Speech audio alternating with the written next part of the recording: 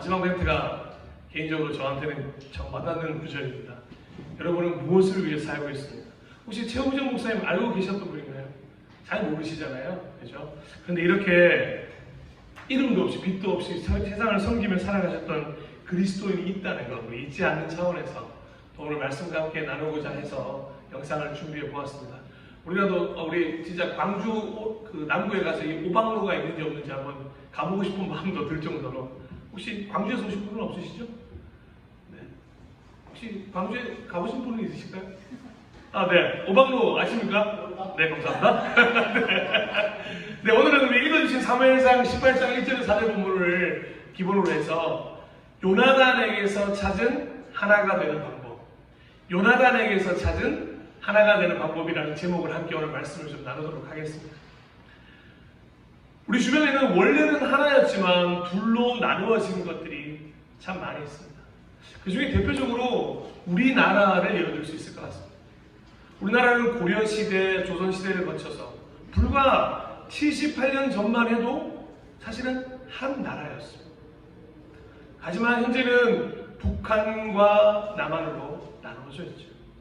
원래는 말과 글과 어리 전부 다 하나였던 한민족이었지만 지금은 어떨까요? 너무도 다른 둘이 되어 있습니다. 그리고 원래 가톨릭과 개신교는 성당과 교회는 하나였습니다. 물론 지금도 기독교라고 하는 큰 틀 안에서 종교를 보자면 하나라고 보지만 같은 틀 안에 넣어두기에는 너무도 다른 것이 바로 가톨릭과 개신교. 아마 누구도 같은 종교라고 생각하지 못할 정도로 많이 달라져 있습니다. 원래 하나님과 아담은 하나였습니다. 에덴 동산이라고 하는 하나님의 나라에서 하나님의 형상으로 지음받은 아담은 하나님과 온전히 하나였습니다. 그리고 아담과 하와 역시 하나였습니다. 아담과 하와를 한 몸으로 선포하신 하나님의 선포는 아담과 하와뿐만이 아니라 하나님과 우리 사이도 하나라는 선포와 동일했습니다. 하지만 불순종, 외면, 회피를 통해서 죄가 들어왔고 이 죄의 결과로 인해 하나가 되었던 우리는 둘로 나누어지고 말았습니다. 이사야 59장 2절은 그것을 이렇게 이야기합니다. 오직 너희 죄악이 너희와 너희 하나님 사이를 갈라놓았고 너희의 죄 때문에 주님께서 너희에게서 얼굴을 돌리셔서 너희의 말을 듣지 않으실 뿐이다. 아멘. 잘 알고 계시는 것처럼 원래 부모와 자녀는 하나였습니다. 어머니의 뱃속에서 하나의 태출로 어머니와 모든 것을 공유했던 분들이 우리 모두들입니다. 하지만 이 세상에서 태어나면서부터 탯줄을 자르면서부터 완전히 둘로 나누어지게 됩니다. 그래서 그렇게 태어나자마자 엄마와 부모와 둘이 된 것에 대해서 슬퍼서 우는가 봅니다.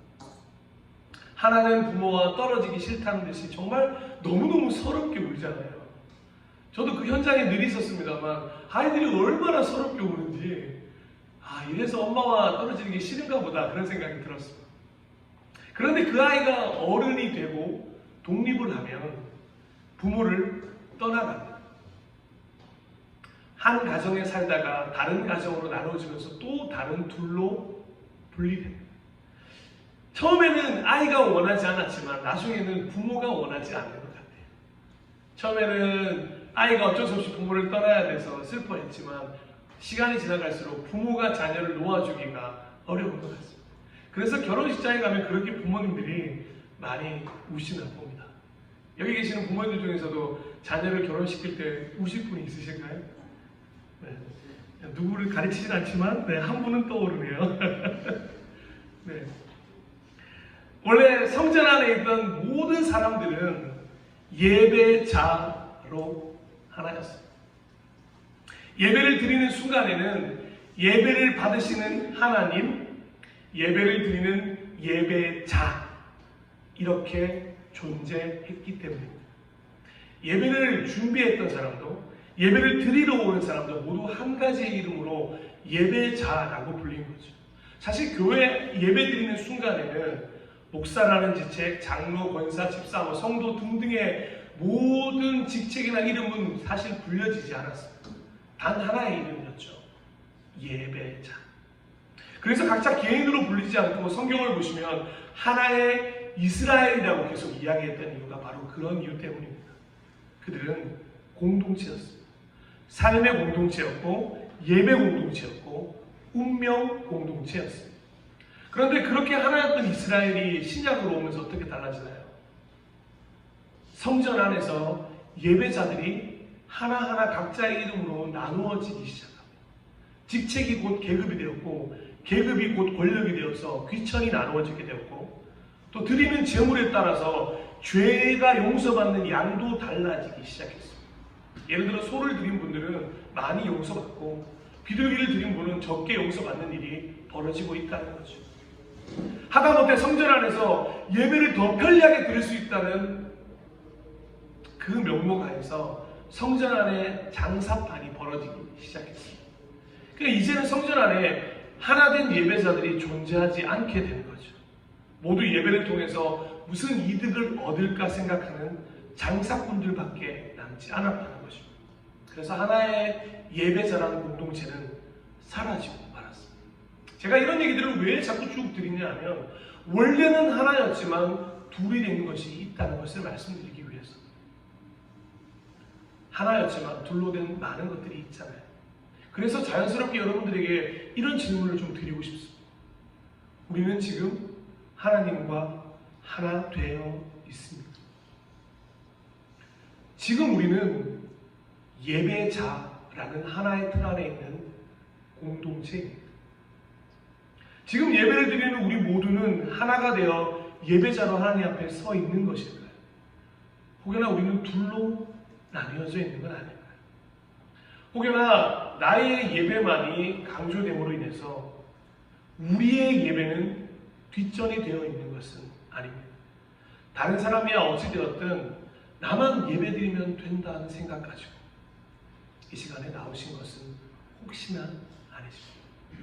사랑하고 축복하는 또 존경하는 여러분, 지금 이 순간 우리는 홀로 예배드리는 개인 예배자가 아니라 함께 하나 되어 예배드리는 예배자라는 이름의 공동체여야 할 것입니다. 정말 마음 다해 진심으로 바라기는 이 자리에 앉아 계신 여러분들 모두부터가 하나가 되어서 예배드리는 예배 공동체가 되어야 할 것입니다.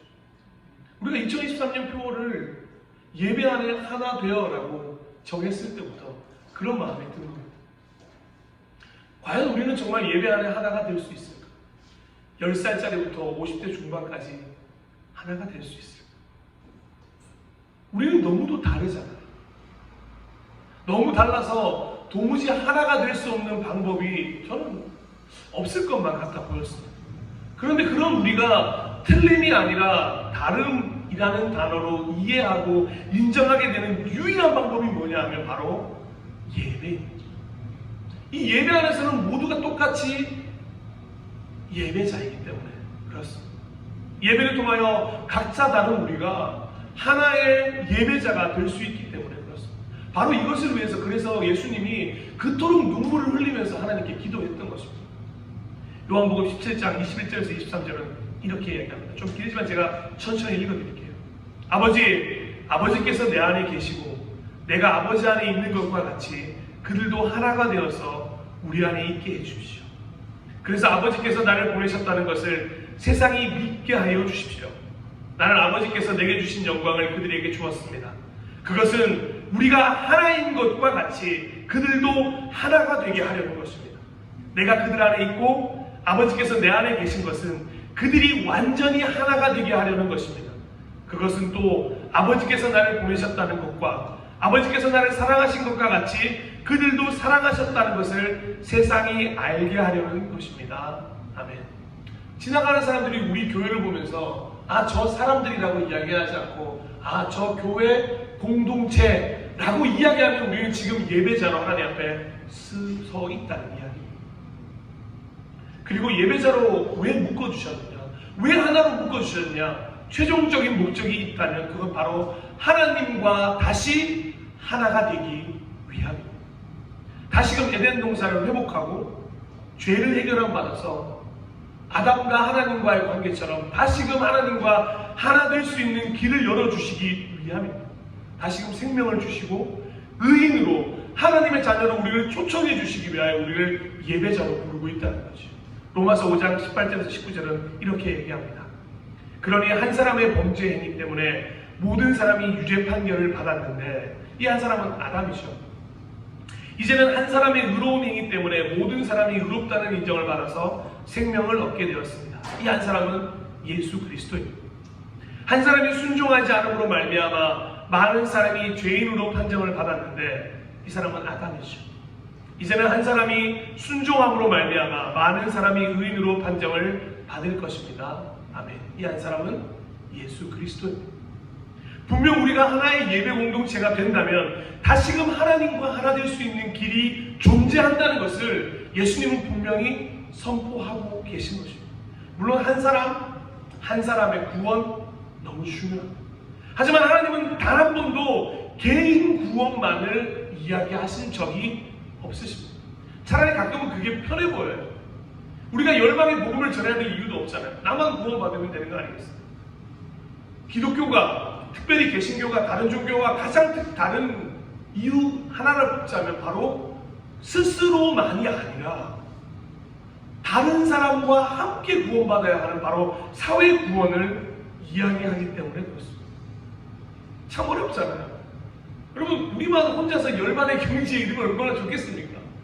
나 혼자 신앙생활 잘하고 나 혼자 말씀 잘 보고 나 혼자 기도하면서 나 혼자만의 신앙생활 한다면 우리 중에 아무도 지칠 사람도 어려울 사람도 사람과의 관계 때문에 마음 상하실 분도 없으실 겁니다. 그런데 이 교회 공동체라는 곳에 들어와야 하고 그 안에서 사람을 만나야 하고 그 사람을 섬겨야 하고 때로는 복음을 알지 못하는 사람에게 너무도 어려운 마음으로 복음을 전해야 하는 데까지 왜 그러느냐? 바로 그들 역시 하나님은 예배자로 부르고 계시기 때문에 그렇습니다. 그리고 먼저 예배자가 된 우리를 통하여서 그들 역시 하나님과 하나 되는 길을 열어주고 싶으신 것, 그게 하나님의 마음이기 때문에 그렇습니다. 그렇다면 이런 질문이 또 생길 수 있지 않겠습니까? 어떻게 해야 우리가 하나의 예배자가 될 수 있을까요? 저는 그 해답을 오늘 다윗과 요나단에게서 한번 찾아보고자 합니다. 다윗과 요나단은 우리만큼이나 서로가 너무도 달랐던 사람들이었습니다. 그런데 그들이 어떻게 하나님 안에서 하나가 될 수 있었을까? 그래서 다윗과 요나단의 이야기를 보면서 둘 사이에 무슨 일이 있었나? 그것을 보면서 함께 배워보고자 하는 것입니다. 그래서 사무엘상 18장으로 오늘 이야기를 한번 옮겨보겠습니다. 첫 번째, 하나가 되길 원하는 쪽에서부터 마음을 열고 움직여야 합니다. 하나가 되길 원하는 쪽에서부터 마음을 열고 움직여야 합니다. 사실 저는 이 다윗과 요나단이라는 이름의 배치, 이 순서 배치가 마음에 들지 않습니다. 원래는 요나단과 다윗이라고 바꾸어서 불러야 맞다고 저는 생각합니다. 왜냐하면 이 다윗과 요나단이라는 관계는 철저히 요나단에게서 시작되었기 때문에 그렇습니다. 다윗이 사실 더 유명하기 때문에 다윗을 먼저 이름을 붙이긴 했지만 다윗이 유명해지기까지 이 모든 토대를 마련해줬던 사람이 누군지 아십니까? 바로 요나단입니다. 그래서 요나단과 다윗이라고 부르는 게 맞죠. 블레셋 전투에서 그것도 아무도 두려워서 나가지 못했던 골리앗과의 1대1 싸움에서 승리했던 사람이 누구였습니까? 네, 다윗이었어요. 그 다윗이 사울왕 앞에 당당히 서서 전능하신 하나님의 이름을 높일 때 요나단은 이미 그때부터 마음속으로 결심을 했습니다. 아, 나는 다음 왕이 아니야. 다음 왕은 분명히 다윗이야. 이미 하나님의 영이 아버지 사울을 떠난 것을 알고 있었기 때문에 시간이 지나면 자기가 왕이 될 거라는 걸 누구나 다 알 수 있잖아요. 왕의 아들 왕자가 곧 왕이 되는 거니까. 그런데 그런 결심을 하게 된 건 다윗을 보니 정말로 하나님의 영이 임한 사람 같아 보이는 거예요. 그래서 사실은 왕자였던 자신이 물러가야 할 왕의 자리를 다윗에게 내어준 거죠. 저 같으면 솔직히 질투가 질투가 장난이 올라올 것 같거든요. 여러분들은 또 아닌 척 하시네. 여러분들도 그렇지 않을까요? 저게 내가 왕이 돼야 되는데 저게 못다 되고 전능하시나. 나도 그럼 진짜 골리앗과 한번 맞짱 뜨고 그랬나? 근데 난 두려워서 못 나갔다. 그런데 그런 질투심 다 내려놓고 자기의 자리를 완전히 포기하고 다윗을 인정하게 되는 요나단을 보게 되는 겁니다. 그리고 자신은 아버지 사울처럼 절대 다윗과 등지지 말아야지 생각하는 거예요. 사무엘상 오늘 읽었던 18장 3절의 사절 한번 다시 볼까요? 요나단은 제 목숨을 아끼듯이 다윗을 아끼어 그와 가까운 친구로 지내기로 굳게 언약을 맺고 자기가 입고 있던 겉옷을 벗어서 다윗에게 주고 칼과 활과 허리띠까지 모두 다윗에게 주었다. 아멘. 죄송한데 둘이 나이가 비슷하지도 않았어요. 요나단이 훨씬 더 나이가 많았어요. 뭐 정확한 추정치는 알 수 없지만 10살 이상의 나이 차이가 난다고 알려져 있어요. 그럼에도 불구하고 10살 어린 다윗에게 요나단은 지체하지 않았어요. 자신이 먼저 다윗과 하나 되기를 원했습니다. 그래서 모든 것을 내려놓고 마음을 열어놓고 다윗을 위해 움직이기 시작했어요. 왕자에게만 주어지는 물품들이었거든요. 방금 줬다고 했던 칼과 활과 허리띠 등이요. 이거 왕하고 왕자밖에 가지고 있는 게 아니었어요. 당시 칼이 흔하던 무기가 아니었거든요. 근데 그걸 다윗에게 주었다는 이야기가 뭐냐면 이제 왕은 너라는 걸 인정하게 된 거죠. 자기 목숨을 아끼듯이 다윗을 아끼기 시작합니다. 그래서 그들은 조금씩 하나가 될 수 있었던 거죠. 사랑하는 여러분, 오늘도 여러분들에게 어려운 말씀 하나를 드려야 됩니다. 우리가 하나 되기 위해서는, 지난주는 꼴찌가 되라고 말씀드렸는데, 진짜 하나가 되기를 원하신다면 하나가 되기를 원하시는 여러분들부터, 우리 교회부터 먼저 움직여야 합니다. 손해볼 것 예상하고요. 죄송합니다. 비굴할 것 예상하고요. 내 것을 양보할 마음으로 움직일 수 있어야 합니다. 우리 2023년 예배 하나 되어야 마음만 가지는 게 아니라 직접 행동하고 표현하고 움직여야 한다는 거죠. 사실 가장 교회 가운데 어려운 게 저는 이 움직임이라고 생각합니다. 마음은 누구나 먹어요. 여러분들 중에 이 마음 안 먹으신 분들은 없다고 생각합니다. 그런데 결국 그 마음을 어떻게 표현하느냐에 따라서 하나님의 말씀이 이 땅에 뿌려지는가가 결정되는 것 아니겠습니까? 때론 나의 자리, 그 자리가 왕의 자리임에도 불구하고 내어주는 상황이 오더라도 기꺼이 양보할 마음을 가져야 한다는 거죠. 생각만 하는 게 아니라 결실을 맺도록 행함이 있을 때 우리는 하나가 될 수 있다는 것입니다. 누군가가 먼저 움직여주기 원하면 편하죠. 네, 집사님이 먼저 해주십시오. 네, 성도님이 먼저 해주십시오. 네, 예. 여기서 아멘 하시거든요. 이렇게 상대방이 먼저 해줬으면 좋겠다는, 예, 저도 아멘이어서 속으로 죄송한데 집사님 먼저 해주세요. 그렇게 양보하면 편하죠. 하지만 그렇게 다른 사람이 움직이기만 원하면 그냥 세월만 흘러갈 뿐입니다. 이미 많은 세월 흘려보내셨잖아요. 마음만 먹은 상태에서. 내 자리를 지키느라 힘을 쓰면 점점 내 자리 양보하는 거 불편하게만 느껴진다. 그래서 이 시간 우리가 여기서부터 실천할 수 있는 것 한 가지를 먼저 한번 나눠볼까요? 교회 안에 여러분의 자리가 없었으면 좋겠습니다. 여러분이 지정해 놓은 그 자리가 절대 없어야 할 줄 알아. 그 자리는 내 자리가 아닙니다. 그 자리를 언제라도 다른 사람에게 양보할 수 있어야. 지금 저희가 성도님이 많지는 않으니까 자리가 널널해서 아무 때나 앉으면 되지. 근데 그거 나중에 쉽지 않을 겁니다.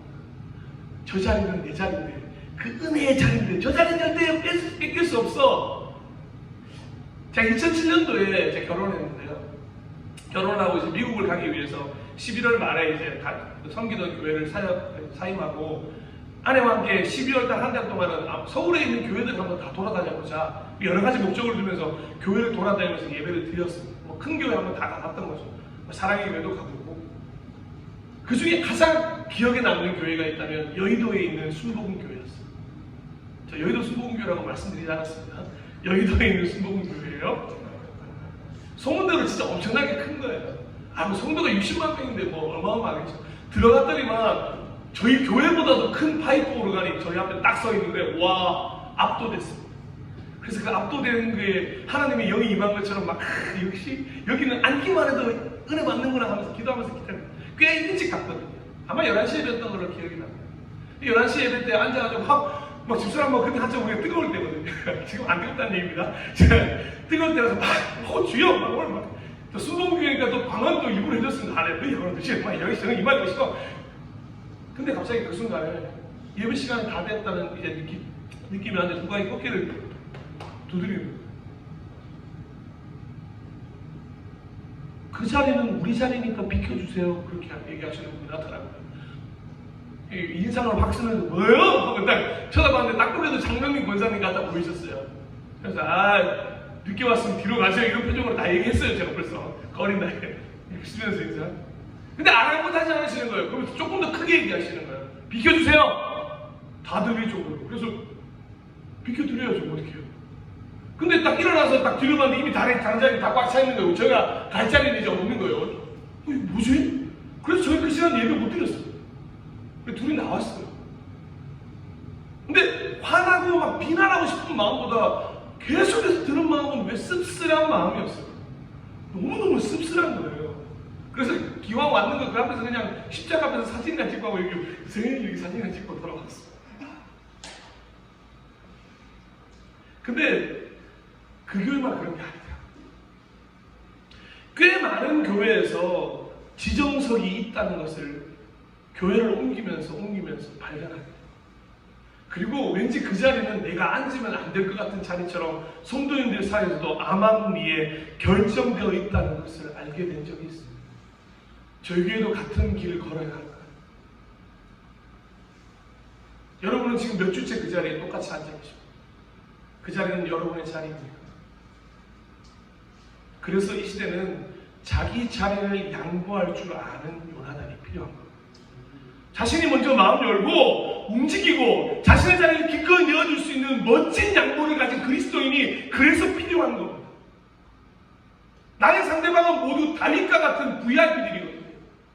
그 VIP들을 위해서 가라감히 내 자리를 내어줄 줄 아는 예배자, 그런 그리스도인. 여러분 VIP가 왔는데 여전히 자리에 앉아 계시겠습니까? 여러분들의 VIP가 자리에 오면 이 자리에 앉으십시오. 양보해 주는 요나단이 있어야 하지 않겠습니까? 그러다가 서로 요나단인 거예요. 서로 막 양보하는 거예요. 아유 앉으십시오. 아유 잘 앉으세요. 아유 권사님 앉으세요. 얼마나 얼굴에 미소가 지어지겠어요. 막 우리 교회는 막 서로 양보하려고 모두가 서 있는 교회 되었으면 좋겠습니다. 아멘 아무도 안 해요. 우리도 앉아야죠. 진짜 바라는 겁니다. 여러분 한번 생각해 보십시오. 여러분들의 VIP들이 다 자리에 앉아있고 여러분들이 그 옆에 서 계시는 상상들 저만 하는 건가요? 우리 함께 그런 날들을 꿈꾸는 것입니다. 그래서 사무엘상 18장 1절과 같은 본문의 일이 일어나게 되는 거죠. 한번 다시 읽어볼까요? 다윗이 사울에게 말하기를 마침에 요나단의 마음이 다윗의 마음과 어떻게 됐다고요? 하나가 되어 요나단이 그를 자기 생명같이 사랑하니라. 아멘. 성경 구절만이 아니라 우리 삶의 구절이기를 소망합니다. 우리 삶이 정말 여러분과 저부터 우리 예배자부터 하나가 되어 자기 생명같이 사랑하는 우리가 되었으면 좋겠습니다. 그러기 위해서 내가 먼저 마음을 열어요. 그리고 마음 먹었다면 지체하지 말고 하나가 되기 위해서 움직임이 필요합니다. 그 움직임이 바로 우리를 하나된 예배자가 되게 할 것입니다. 두 번째 방법을 합니다. 두 번째는 방금 읽어드린 것처럼 내 목숨을 아끼듯이 아껴야 하나가 되는 것이 가능합니다. 요나단은 다윗을 엄청 사랑하는데 얼마나 사랑하냐면 자기 목숨을 사랑하는 것처럼 사랑해요. 여러분을 사랑하는 것처럼 다른 사람 사랑하면 이 얼마나 대단한 일이 일어나겠습니까? 아버지 사울은 매일 다윗을 죽이려고 하는데 매일 요나단은 아버지한테 맞서면서 아니요 절대 다윗을 죽이면 안 됩니다. 그러다가 어느 상황까지 가냐면 아버지한테 창을 맞는 순간까지 가게 되거든요. 그런 때가 오니까요. 우리는 믿음의 사람이라고 말하는 다윗이 뭐라고 얘기하는지 한번 잘 들어보십시오. 사무엘상 20장 1절입니다. 다윗이 라마의 나봇에서 빠져나와 집으로 돌아온 다음에 요나단에게 따져 물었다. 내가 무슨 못할 일을 하였느냐? 내가 무슨 몹쓸 일이라도 하였느냐? 내가 자네의 아버님께 무슨 잘못을 저질렀기에 아버님이 이토록 나의 목숨을 노리시느냐? 아니 그토록 자기 목숨을 다해서 살아주고 칼과 활과 허리띠까지 다 주고 왕으로 인정했는데 다윗은 이렇게 요나단에게 금방 자기의 목숨이 위태해지니까 따져 묻기 시작하는 거예요. 아 요나단이었으면 어떤 마음이었을까 이때? 저라면 진짜 짜증 지대로 올라왔을 것 같습니다. 이게 이때까지 그렇게 사랑해줬더니 뭐 이거 봐라. 오히려 나한테 항의를 해? 내가 너 도와줄 거 뻔하잖아. 알면서 그래? 그런데 요나단은 이때도 흔들리지 않아요. 자기 목숨을 아끼듯 그런 다윗의 투덜거림과 어떤 화망들을 항의를 다 이해해주고 받아줘요. 그래서 차분하게 다윗을 달래기 시작합니다. 이렇게 말이죠. 이어진 2절입니다. 요나단이 그에게 대답하였다. 자네를 죽이시다니 결코 그런 일은 없을 걸세. 내가 분명히 말하지만 우리 아버지는 큰 일이든가 작은 일이든지 나에게 알리지 않고서는 하시지를 않네. 그런데 우리 아버지가 이 일이라고 해서 나에게 숨기실 까닭이 무엇이 있겠는가? 그럴 리가 없네. 이렇게 달래주는 거죠. 세상 요나단이 얼마나 하나 되기 위해서 이 곳에 노력하는지 한번 보이지 않죠. 절대 노력이 없으면 하나가 될 수가 없는 겁니다. 다윗은 소위 계속 징징거리지만 요나단이 자신을 아끼는 것처럼 계속해서. 근데 다윗이요, 이 말을 들었으면 좀 믿고 그러면 될 텐데 우리가 알던 그 믿음의 사람 다윗이 아닙니다. 이렇게 얘기하죠. 3절 한번 보시겠습니까? 그러자 다윗은 맹세까지 하면서 말하였다. 자네가 나를 지극히 아낀다는 것은 자네의 아버님도 잘 알고 계시지 않는가? 그렇기 때문에 이 일은 자네에게 알려서는 안 된다고 생각하셨을 것에 자네가 알면 매우 슬퍼할 테니 말일세. 주님께서 살아계시니 내가 자네에게 분명히 말하겠네. 나와 죽음 사이는 한 발짝밖에 되지 않네. 무슨 말이냐면 이거 말이에요. 네가 나 사랑한다고? 목숨처럼 아낀다고? 그럼 보여줘봐. 지금 나 죽음 가까이 와 있으니까 빨리 나 좀 살려줘. 와, 정말 이렇게까지 말하는 다윗을 이해해줘야만. 우리 공동체에서 늘 느끼는 마음, 가끔 그런 생각 드시지 않습니까? 아, 내가 이렇게까지 해야 돼? 아, 내가 이 사람을 위해서 이렇게까지 해야 되나? 요나단이라고 그 생각이 왜 안 들었겠어요? 그런데 요나단은 자기 목숨처럼 사랑했기 때문에 그것마저도 뛰어넘습니다. 그래서 완전히 다윗이 도망갈 수 있는 모든 길을 다 열어주고 심지어는 어떻게 도망가는지 언제 도망가야 하는지 사인도 다 알려주게 됩니다. 그러니까 아버지 사울로부터 이런 말을 들을 수밖에 없는 거예요. 한번 이것도 한번 보실까요? 20장 30절 31절입니다. 사울이 요나단에게 화를 내면서 소리쳤다. 이 폐영무동한 계집의 자식아, 내가 이새의 아들과 단짝이 된 것을 내가 모를 줄 알았더냐. 그런 녀석이 단짝이 되다니 너에게 부끄러운 일이고 너를 낳은 내 어미를 발가벗기는 망신이 될 뿐이다. 이새의 아들이 이 세상에 살아있는 한은 너도 안전하지 못하고 너의 나라도 안전하지 못한 줄 알아라. 빨리 가서 그 녀석을 당장에 끌어오너라. 그 녀석은 죽어야 마땅하다. 맞는 말이잖아요. 왕좌가 요나단에게 이어지려면 사울의 말이 맞지요. 근데 요나단은 이미 진작에 그 왕자를 포기한 사람 아니겠어요? 포기하고 다윗을 사랑하고 그래서 이렇게까지 아낄 수 있었던 겁니다. 이렇게 사울이 다윗을 죽이려고 하니 사무엘도 이제 더 이상 자기 곁에 둘 수가 없어서 다윗을 떠나보내기로 합니다. 그래서 마지막으로 이 구절이 등장한다면 이걸 읽어보겠습니다. 사무엘상 20장 41절에서 42절입니다. 다윗이 그 숨어있던 바위 곁에서 일어나 얼굴을 땅에 대면서 3번 큰절을 하였다. 그리고 그들은 서로 끌어안고 함께 울었는데 다윗이 더 서럽게 울었다. 그러자 요나단이 다윗에게 말하였다. 잘 가게 우리가 서로 주님의 이름을 걸고 맹세한 것은 잊지 않도록 하세. 주님께서 나와 자네 사이에서 뿐만 아니라 나의 자손과 자네의 자손 사이에서도 길이길이 그 증인이 되실 걸세. 다윗은 일어나 길을 떠났고 요나단은 성 안으로 들어갔다. 아멘. 도대체 얼마나 아껴야 이렇게 아낄 수 있는 것일까? 답은 하나입니다. 자기 목숨만큼 아껴요. 사랑하는 지체 여러분, 옆에 한번 잠깐 보시겠습니까? 그분을 내 목숨만큼 사랑하셔야 합니다. 내 자식 말고요. 나랑 아무 피부치도 아니고 나랑 아무 관련 없는 그분을 위해서 내 목숨만큼 사랑할 수 있을까? 거기부터 시작해야 그 다음에 내 목숨보다 사랑하는 데까지 나아갈 수 있는 건 아니겠습니까? 요나단을 넘어서야 예수님의 길에 들어설 수가 있는 거죠. 요나단에게서 진짜 섬김이 무엇인지를 좀 배웠으면 좋겠어요. 나 자신을 사랑하는 것만큼 상대방을 동일하게 사랑하는 것, 내가 대접받고 싶은 대로 남을 대접하는 것, 내가 소중한 사람이라는 것을 아는 만큼 상대방도 소중한 사람이라는 것을 깨닫는 것, 이 세 가지를, 이 깨달음을 소유할 수 있어야, 이 깨달음을 소유할 때 내 목숨처럼 아끼며 하나가 될 수 있는 것입니다. 그래서 예수님도 이런 불문율을 우리에게 말씀해 주셨는데 이걸 우리 다 함께 읽어봤으면 좋겠습니다. 마태복음 7장 12절입니다. 시작. 그러므로 너희는 무엇이든지, 결단 찬양까지 바로 하셨고 괜찮습니다. 네, 좀 더 올라갈까요? 네. 방송 작업은 언제든지 있을 수 있으니까요. 네. 네, 없다고요? 네, 없답니다. 그러면 제가 마태복음 7장 12절을 읽어드리겠습니다. 왜 없는지는 잘 모르겠습니다. 저기 찾아보세요. 있어요. 아까 연습할 때도 있었어요. 자, 제가 읽겠습니다.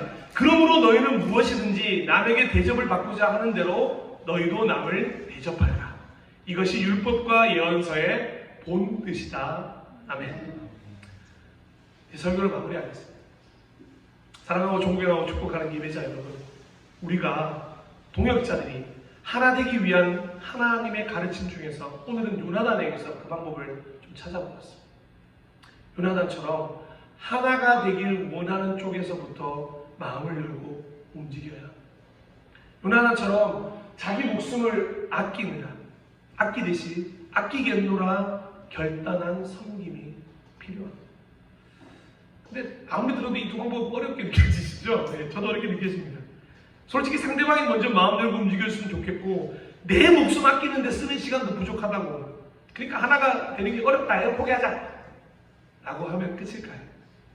이 질문들에 대한 힌트이자 대답을 요나단의 이름의 뜻을 나누면서 용기와 희망을 좀 드리고 싶습니다. 요나단의 이름의 뜻은 하나님께서 주셨다. 이 두 가지 방법을 실천해 나갈 힘은 우리에게 없을지 모릅니다. 그런데 하나님께서 주신 것입니다. 요나단이라는 이름처럼 하나님께서 주셨기 때문에 그 일을 행했던 것처럼 우리 모두에게도 요나단이 되어서 하나님이 주신 은혜로 말미암아 이 두 가지 방법, 이 두 가지 섬김을 통해 하나가 될 수 있었으면 좋겠습니다. 마지막으로 이런 상상을 한번 해보고 설교를 마무리할까 합니다. 다윗이라고 하는 이스라엘의 위대한 인물이 우리 교회를 통해서 우리 주변에서 사랑하는 우리 여기 자녀들, 우리 서연이, 가연이, 동현이, 시은이, 우리 가정 아이들, 우리 지원이, 윤지까지 다 가정에 있는 모든 친구들, 이 친구들이 다윗이라고 하는 이스라엘의 위대한 위인처럼 영웅이 되어 우리 주변에 나타나는 꿈을 한번 상상을 해보는 거예요. 진짜 이 땅을 움직일 수 있을 만한 멋진 사람들이 되어가요. 그리고 그런 상상이 어떻게 하면 현실이 될 수 있냐고 한번 생각해 보는 거예요. 근데 가능성이 있습니다. 바로 다윗을 만든 요나단처럼 하면 되지 않을까? 사랑하는 우리 자녀들, 여러분들이 다윗이라면, 사랑하는 우리 어른 여러분, 여러분들이 요나단이 되고 싶으십시오. 그래서 다윗이라고 하는 멋진 영웅들이 요나단이라고 하는 섬김의 사람으로부터 시작되는 그런 교회가 되기를 간절히 소망합니다. 우리들이 요나단입니다. 요나단 여러분, 오늘 하나가 되는 방법을 찾았으니 실천하는 우리가 됩시다. 이 시간 우리 또 하나의 열매를 바라시면 하는 찬양을 드리면서 결단하고 기도하는 시간을 좀 가졌으면 좋겠습니다.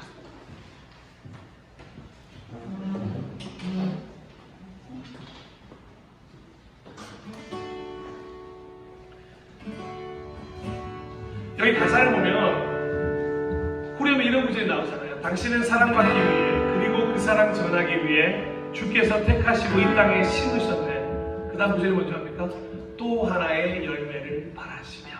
이런 마음으로 시간 함께 찬양했으면 좋겠습니다.